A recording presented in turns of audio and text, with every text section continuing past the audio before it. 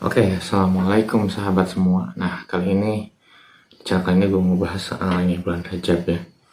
Bulan Rajab ini salah satu bulan yang suci, bisa dibilang gitu bagi umat Islam ya, yang sesuai dengan kalender Hijriah. Jadi buat yang nggak tahu, khususnya sahabat-sahabat gue, saudara-saudara gue yang non Islam, jadi bisa dikatakan umat Islam itu punya kalender sendiri sebagaimana di Jepang punya kalender sendiri, di Cina punya kalender sendiri, di Korea punya kalender sendiri juga, dan juga beberapa negara-negara lainnya atau suku-suku lainnya yang punya kalender atau penanggalan sendiri. Nah, di umat Islam juga, ada kalender sendiri yang dinamakan kalender Hijriyah ya.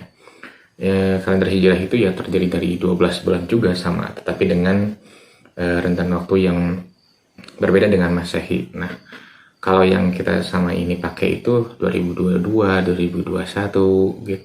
Itu disebutnya Masehi. Nah, di umat muslim ini sebutnya ada kalender Hijriyah yang sekarang masuk di tahun 1443 Hijriyah ya.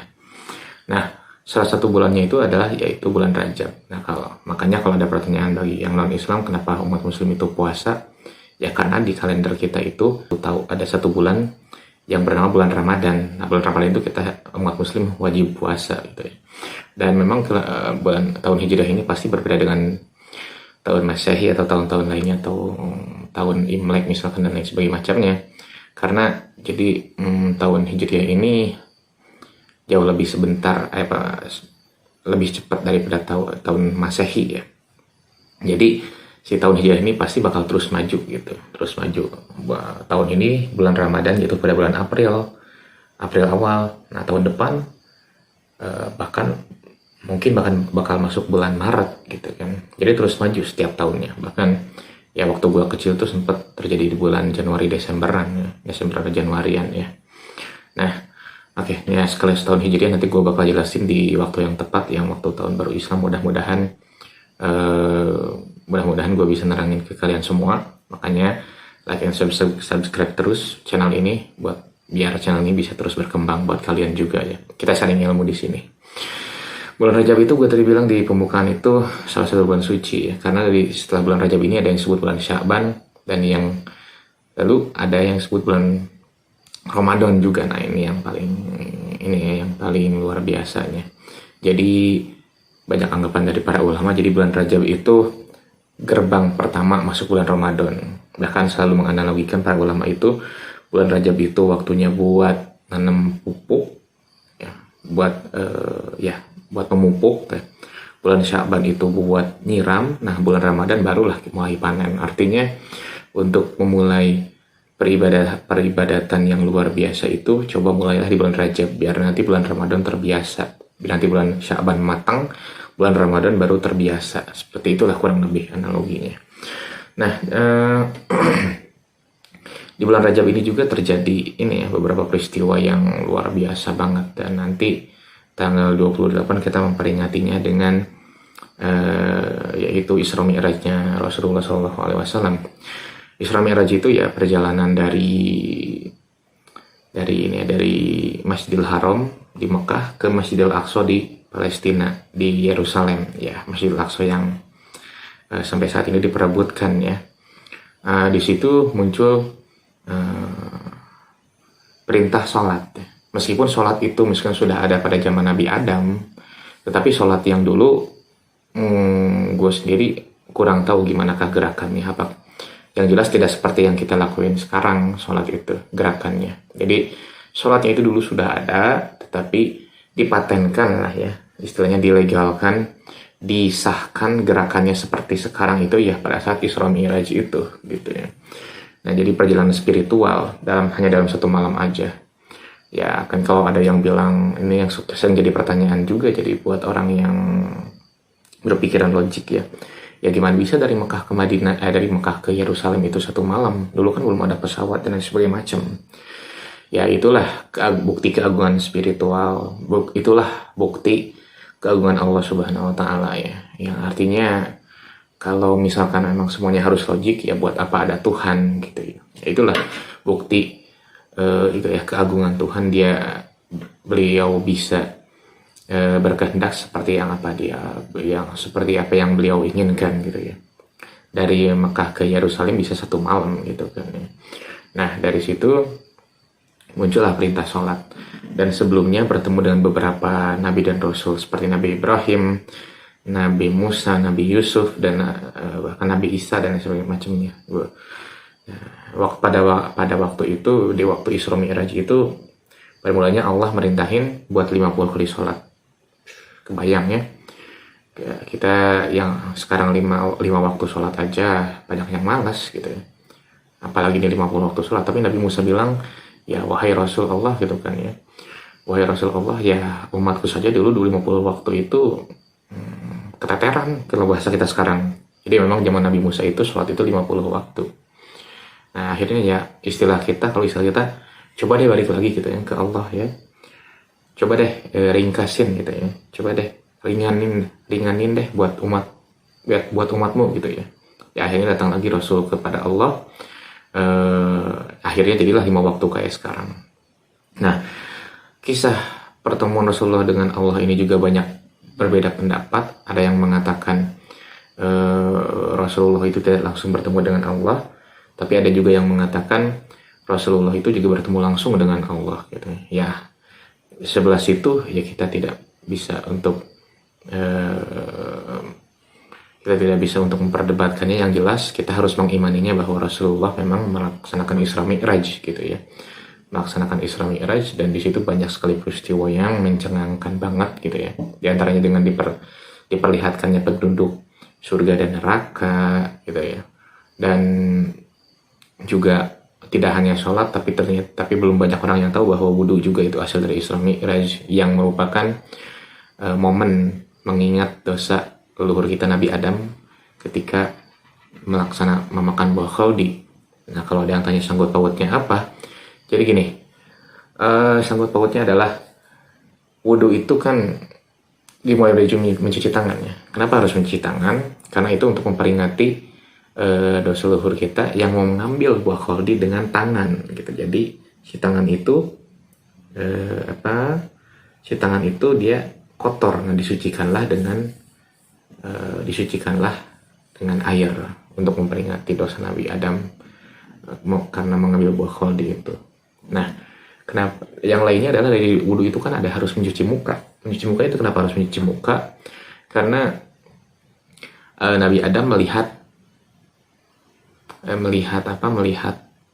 buah khaldi itu dengan mukanya, tentu kan ya, dengan melalui matanya, dan timbullah niat untuk memakan buah khaldi itu meskipun sudah dilarang. Nah disitulah maka wajahnya itu menjadi hitam, maksudnya tidak suci lagi atau bahkan berlumuran dosa, maka disucikanlah dengan air wudhu itu gitu kan ya.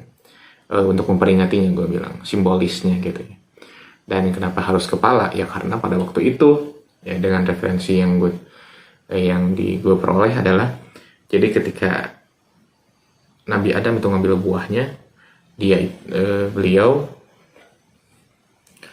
itu menyimpan di kepalanya dengan semacam ranjang kalau bahasa kata kita sekarang. Nah jadi kepalanya pun akhirnya malah ikut berdosa. Jadi dengan memperingati dosa itu dengan mencuci kepala.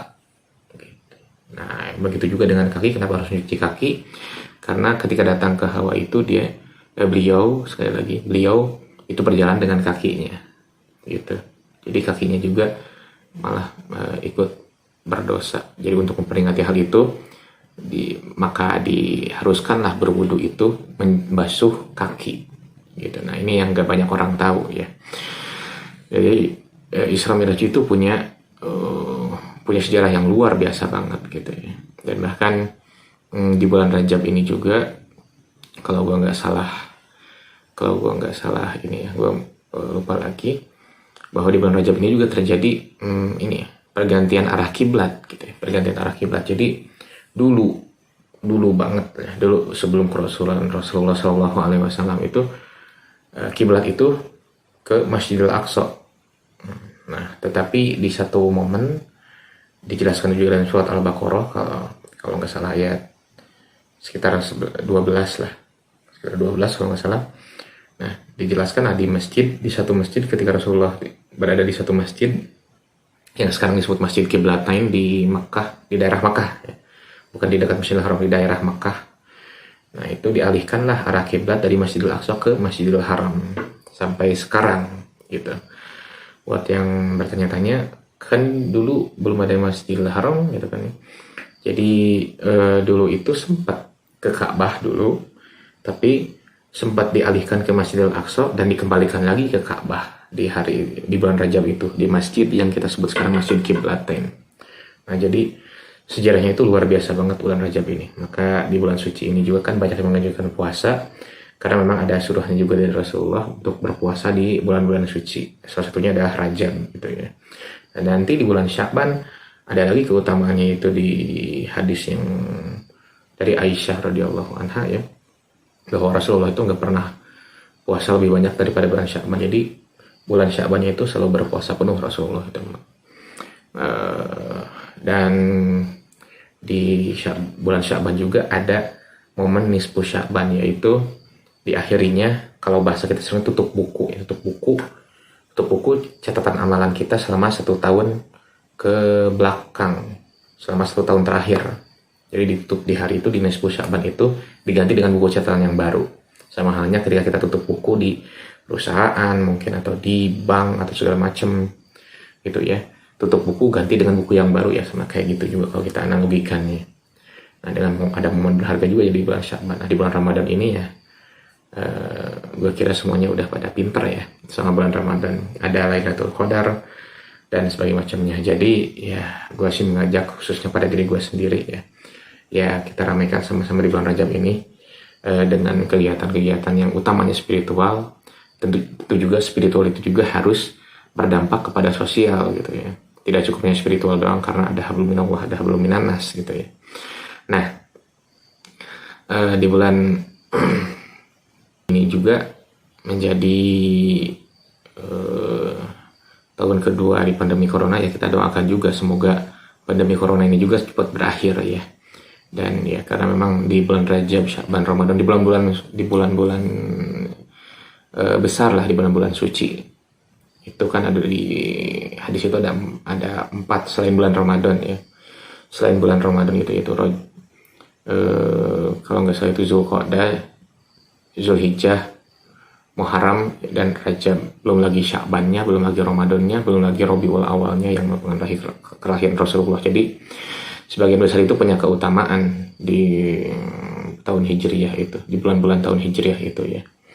Nah, jadi ya kita sama-sama ningkatin amal ibadah kita lah dari mulai bulan ini, dan semoga bisa menjadi diri yang lebih baik lagi gitu ya. Adapun misalkan ada perbedaan pendapat soal puasa Rajab dan sebagainya macamnya, dan bahkan di kita ada tradisi Rajaban dan sebagainya macamnya, ya perbedaan pendapat itu ya gue selalu nitip pesan, jangan sampai perbedaan pendapat itu malah jadi musuh buat kita. Tapi ya kita harus berdampingan. Yang penting satu sama lain bisa saling menghargai, bisa saling menghargai lah gitu ya. Tidak saling mengkafirkan, tidak saling menyalahkan, toh karena masing-masing punya dasar sendiri-sendiri gitu. Yang jelas tradisi Rajaban itu tidak ada haramnya.